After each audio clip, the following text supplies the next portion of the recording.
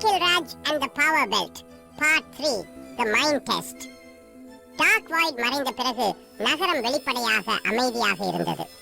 ஆனால் அகில் ராஜ் உணர்ந்தான், இந்த அமைதி இயற்கையானது அல்ல. அந்த இரவு பவர் பெல்ட் மெதுவாக வித்தியாசமாக மின்னியது. இந்த முறை வெள்ளை அல்ல, நீல ஒளி. அகில் ராஜன் தலை வலித்தது. அவனுக்கு சுற்றியுள்ள ஒளிகள் எண்ணங்கள் எல்லாம் ஒன்றாக கலந்தது. அப்போது லூமியர் தோன்றினார். அகில் ராஜ், இப்போது நீ இன்டெலிஜென்ஸ் பவரை எதிர்கொள்ளப் போகிறாய். இந்த சக்தி பலசாலிகளுக்கே தோல்வி தரும். ஏனெனில் இதற்கு எதிரி உன் மனம்தான். அடுத்த நாள் நகரத்தில் விசித்திரமான விஷயங்கள் நடந்தது. மக்கள் ஒரே விஷயத்தை மறந்து விட்டார்கள். குழந்தைகள் தங்களுடைய பெயரை கூட. அங்கே வானில் மிதந்து கொண்டிருந்தான் நியூராக்ஸ் என்ற டார்க் ஏலியன். டிவி போன் எல்லாம் ஒரே வார்த்தை காட்டியது.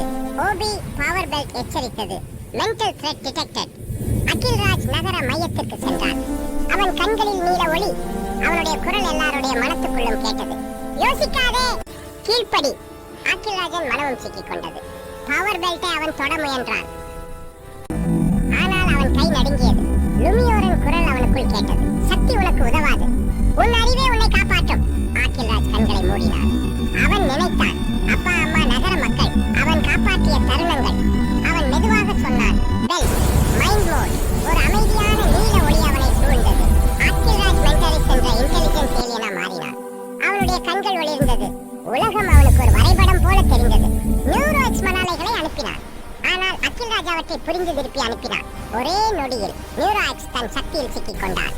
ஒரு பெரும் ஒளி வெடிப்பு. நியூராக்ஸ் தோல்வி. அந்த நேரத்தில் வானம் உடைந்தது போல கருப்பு சக்தி வெளிப்பட்டது.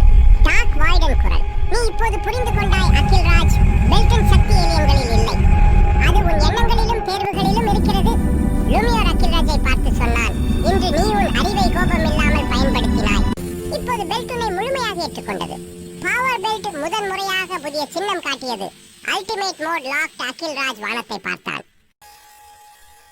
அவன் பயணம் இன்னும் ஆழமாகிறது. ஏனெனில் உண்மையான போர் உலகத்தோடு இல்லை, மனத்தோடுதான். To be continued part 4.